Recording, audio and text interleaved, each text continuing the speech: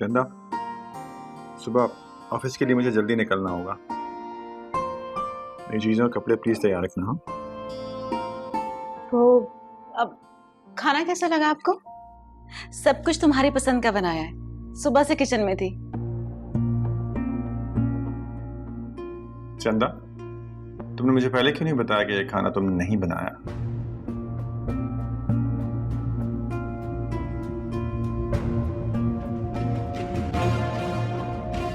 बस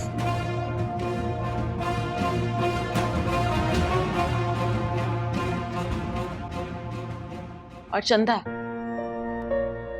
एक बात याद रखना, वो कमरा मेरा और हसन का है। वहां पर आकर हमें डिस्टर्ब मत करना। मैं जानती हूँ। मुझे लगा तुम जल्दी भूल जाती हो। याददाश्त कमजोर है ना तुम्हारी। जाहिर है, इसीलिए तो इतनी आसानी से अपनी मोहब्बत, अपने मंगेतर को भूल गई और शादी रचा ली।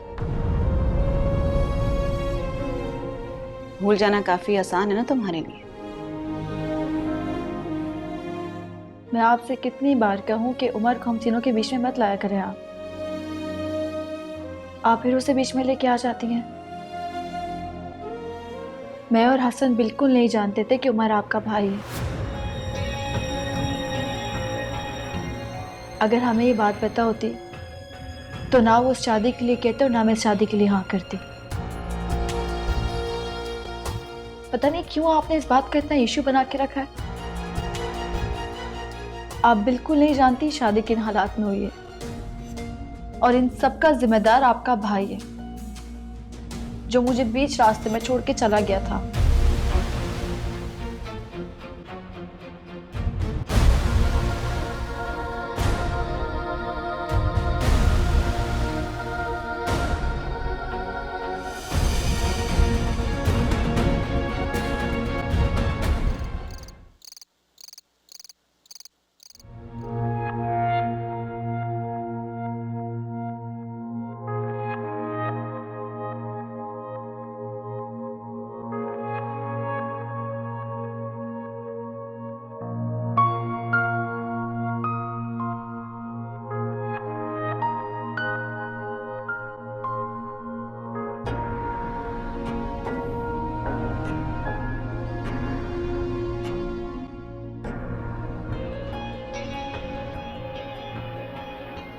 इतने दिनों के बाद अपने घर में,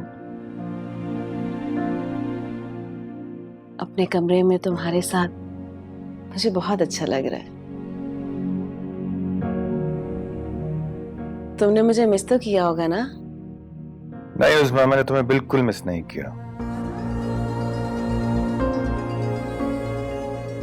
झूठ बोल रहे हो।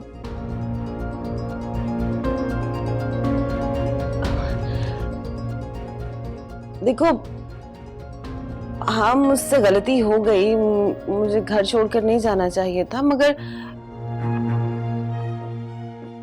इस छोटी सी गलती के लिए सालों की रफाकत तो खत्म नहीं हो जाती ना।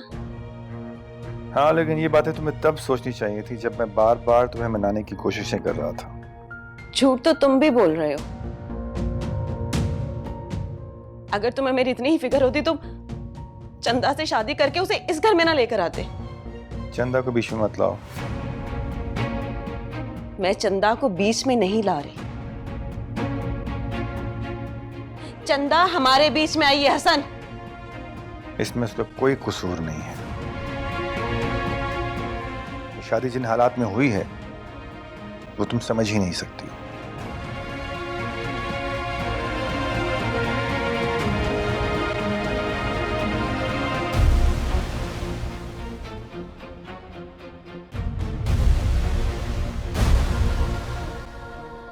हसन, मेरी बात तो सुन।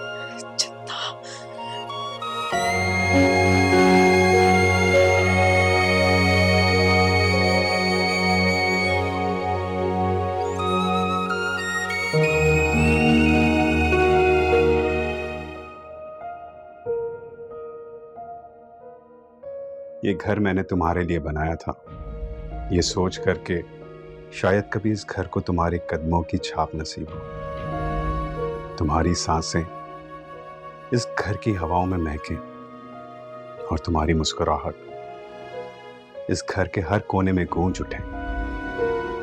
मैं जानता हूं कि ये मेरा ख्वाब हो सकता है मगर हकीकत नहीं, लेकिन ख्वाब देखने में तो किसी का जोर नहीं चलता ना।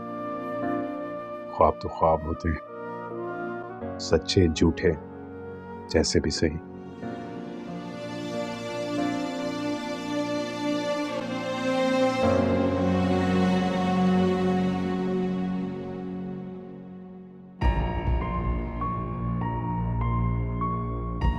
फिरोज कौन है? मुझे अच्छी तरह पता है कि तुम मोबाइल पर आजकल किसी से चक्कर चला रही हो।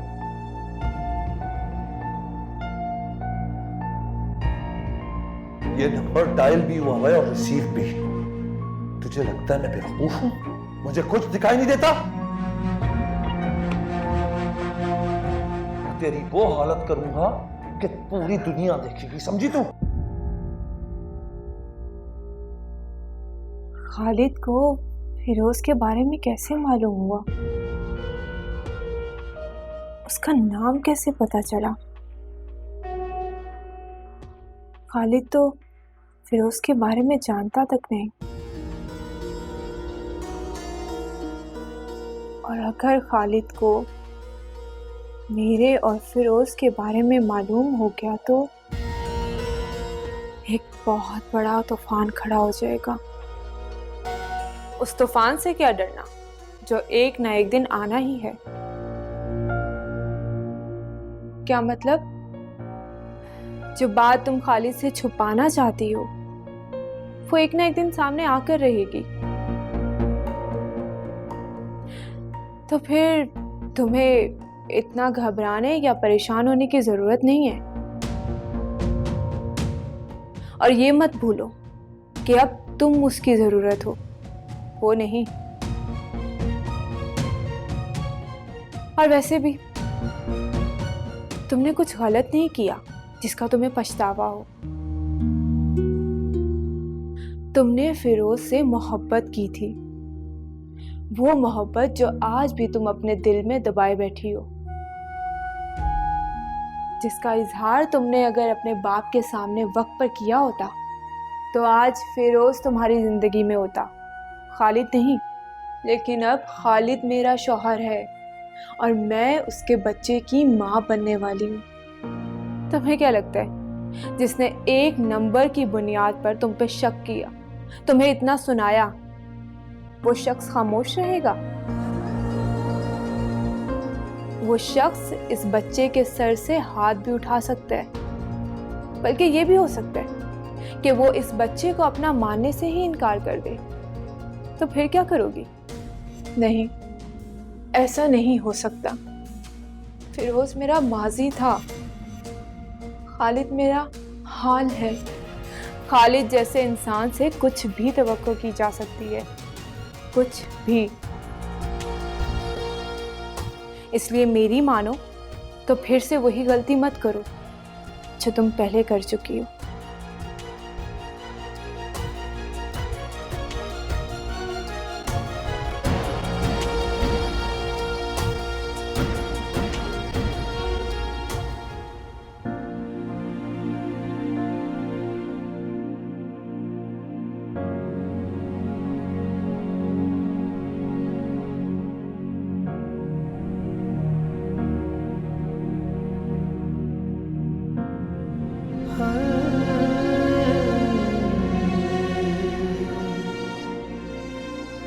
क्या वो वाकई मिलने आएगी?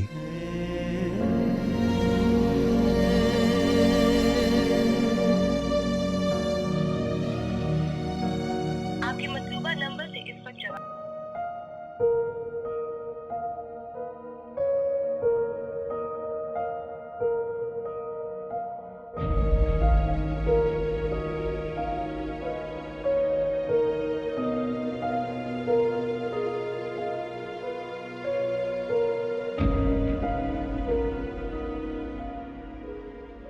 अभी आप नहीं जानते वो लड़की बहुत चालाक और मकार है। हसन को तो उसने अपने ऐसे बस में कर रखा है कि वो मेरी तरफ देखना भी गवारा नहीं करता। अरे चालाक थी तो उमर को फांस लिया था ना। अम्मी आप जानती हैं हसन ने कल क्या किया? मैं जब कमरे में गई तो वो कमरे से बाहर आ गया और बाहर लाउंज में सोफे पर आकर सो गया। क्या हसन ने ऐसा किया? मुझे हसन से ऐसी उम्मीद नहीं थी। शुक्र है अम्मी, हसन का सिर्फ चंदा से निकाह ही हुआ है, अभी दोनों का कोई ताल्लुक नहीं बना। वो भी हसन की तरफ से होगा, वरना ऐसी तेज तरह लड़कियां खुद ही ताल्लुक बना लेती हैं। खैर वो तो मैं देख ही लूंगी। अम्मी आप उमर से कहें कि वो कुछ भी करके पाकिस्तान वापस आ जाए। अगर मुझे ये बताओ कि उमर को वापस क्यों बुलाना चाहती हो, कोई तो वजह होगी ना। वो भी पता चल जाएगा आपको, आप बस उसे वापस बुला लें। ठीक है, तुम्हारा पैगाम दे दूंगी। अगर तुम खुद कर लो तो ज्यादा बेहतर होगा। जब आ जाएगा तो मैं बात भी कर लूंगी, आप बस अब कुछ भी करके उसे वापस बुला लें। ठीक है, खुदा हाफिज।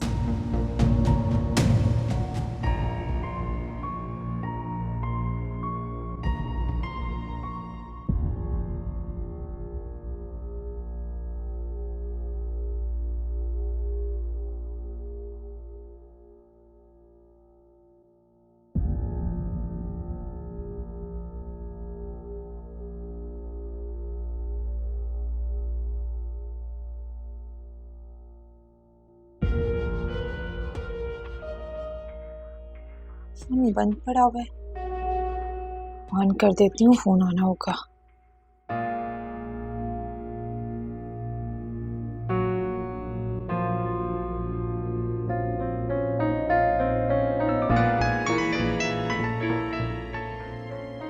फिर उसकी कॉल।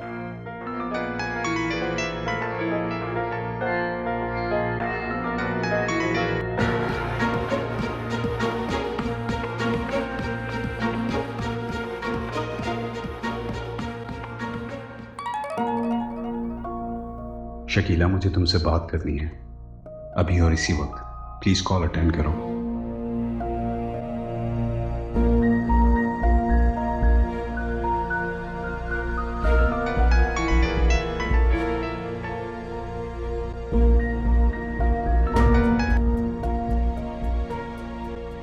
हेलो। हेलो शकीला, तुम मेरा फोन क्यों नहीं उठा रही थी? क्योंकि मैं तुमसे बात नहीं करना चाहती। क्यों, क्या हो गया? क्या अब मैं इतना पराया हो गया कि तुमसे फोन पर भी बात नहीं कर सकता? क्योंकि मैं अब शादीशुदा हूँ फिरोज, अब मैं तुमसे मिल सकती हूँ ना बात कर सकती हूँ। लेकिन क्यों? कोई तो वजह होगी। वजह जो भी हो मैं तुम्हें नहीं बता सकती। तुम्हें बताना होगा। पिछले 4 साल जिस तरह मैंने गुजारे हैं तुम्हें उसका अंदाजा भी नहीं है। इतने अरसे में ऐसा कोई दिन नहीं गुजरा जिसमें मैंने तुम्हें याद ना किया। कोई ऐसा लम्हा नहीं गुजारा जिसमें मैंने तुम्हें सोचा ना हो। और तुम मुझसे कह रही हो कि तुम मुझसे बात नहीं कर सकती? गुजारा होगा, हर दिन हर लम्हा मेरी याद में गुजारा होगा, लेकिन ऐसे दिन गुजारने पे मैंने तुम्हें मजबूर नहीं किया था फिरोज। इसलिए मुझे वो सब करने पे मजबूर मत करो जो मैं नहीं कर सकती। तू मेरी आरज़ू, मैं तेरी जुस्तजू।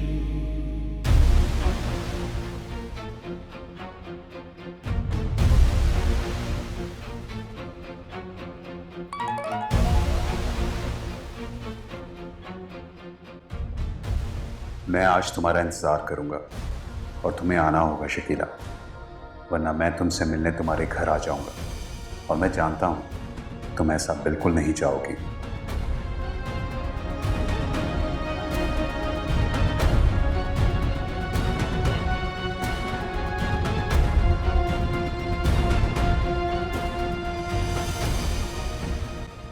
तू कुछ भी बोल, मेरा दिल नहीं मानता। शकीला भाभी ऐसी नहीं है, वो बेचारी तो ऐसा सोच भी नहीं सकती है इतनी सीधी सादी तो है। मेरी बात सुन, शकीला मेरी बीवी है, तुझसे ज्यादा बेहतर तरीके से जानता हूं उसे मैं। और मुझे पूरा यकीन है कि शकीला फोन पर उस लड़के के साथ चक्कर चला रही है। और एक बात याद रखना, जो दिखने में सादा लोग होते हैं ना, ये इतने सादा होते नहीं है, अंदर से उतने ही चालाक और मक्कार होते हैं ये। तू क्या कम चालाक है? अच्छा, इतना गुस्सा मत कर, मेरी बात गौर से सुन। अब तू जिस हाल में ना, दूसरी बीवी मिलना बहुत मुश्किल है, और भाभी जैसी तो बिल्कुल नहीं। तुम्हारी बातें भी सुने और तुम्हें संभाले भी, ये तो तुम्हें मानना पड़ेगा। अभी तो क्या इस बात पे मैं उसे खुली छुट्टी दे दूं कि वो किसी से फोन पे बात करे, कहीं भी आए जाए अपनी मर्जी से? ये बोल रहे तू? ऐसा मैंने कब कहा? बस तू उस पर नजर रख, गहरी नजर, उसके आने जाने पर और उसके चाल डाल पर। वो कहते हैं ना, खिलाओ सोने का नवाला मगर देखो शेर की निगाह से। बस तू सिर्फ ये कर, इस तरह उसको एहसास भी नहीं होगा, और जो कुछ होगा वो खुद ब खुद सामने आ जाएगा। ठीक कह रहे तू, तेरी बात दिल को लगी है, कुछ ऐसा ही करना पड़ेगा।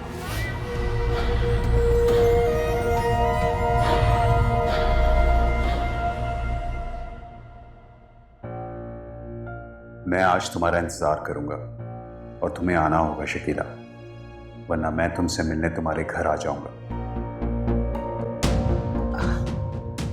शकीला, ध्यान कहाँ है तुम्हारा? अभी सारा दूध उबल जाता। और अच्छा शुगर नहीं होता दूध का उबल जाना।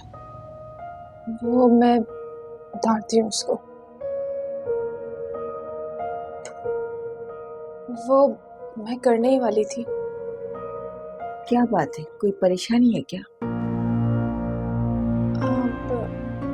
नहीं, कोई परेशानी नहीं है। और शकीला, वो उस दिन क्लिनिक में कौन था जो तुम्हारे साथ खड़ा था? कौन? जो तुम्हारे साथ बातें कर रहा था। वो दिखने में तो फिरोज लग रहा था।